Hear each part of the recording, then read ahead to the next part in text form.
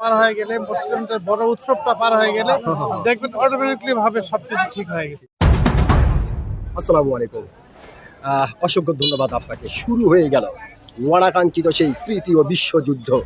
এই বিশ্বযুদ্ধকে অনেকেই বলছে এটা বিশ্বযুদ্ধ নয়, এটা বিশ্ব মরণ যুদ্ধ। আবার অনেকেই বলছে এই পৃথিবীর দিকে ছোটখাটো একটা কিয়ামত ঘটে যাবে এবং এই পৃথিবীর মানব সম্পদগুলির চরম থেকে চরম, ভয়ঙ্কর থেকে ভয়ঙ্কর ক্ষতিগ্রস্ত হয়ে পড়ে যাবে। তো আসলে যে এই যে পৃথিবীতে এত কিছু হবে, আসলে এর জন্য দায়ীটাই বা কে হবে, বা এবং লাভটাই বা কার হবে এবং ক্ষতিটাই বা কার হবে? আসলে এটা মুসলিম নিধনের মানে মুসলিম নিধনে আমরা অভিহিত। বাংলাদেশে বেশিরভাগ মুসলমান এবং সব বিশ্বে বহির্বিশ্বে যেটা আছে, সামনে একটা হজ থাকে, যাতে বহির্বিশ্বের ইহুদিরাও চাচ্ছেন যে সামনে মিশনটা যেন ভেস্তে চলে যায়। এটা আমাদের প্রতি, মুসলমানদের প্রতি এটা আঘাতের সৃষ্টি বহির্ভূত আছে। তাছাড়া অন্য কোনো কিছু নাই।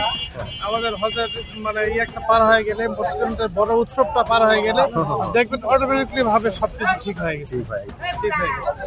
তার মানে মুসলমানকে হেউ করার জন্য, মুসলমানকে হেউ করার জন্য এটা আমাদের পুলিশ প্রশাসন এটাই সফলতা হয়তো বা অর্জন করতে পারে, হয়তো বা করতে পারে।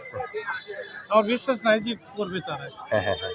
আমরা আশাবাদী মুসলমানদের জয় হবে ইনশাআল্লাহ। ইনশাআল্লাহ। অসংখ্য ধন্যবাদ আপনাকে, অসংখ্য ধন্যবাদ। আপনি যে সত্যি একজন সাহসী মানুষ, আপনি কিন্তু আপনার সাহসিকতার পরিচয় দিয়েছেন।